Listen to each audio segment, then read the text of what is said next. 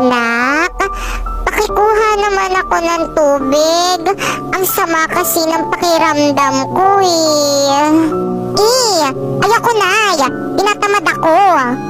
Dali na anak, para awa mo na. Ang sama talaga ng pakiramdam ko Yung ampon mo na lang yung utusan mo, Nay. Alis mo na ako. Sige po, Nay. Ako na lang po yung kukuha ng tubig nyo. Sandali lang po. Salamat.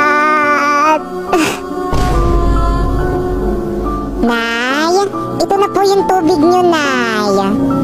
Nay, inumin nyo na po tong tubig nyo.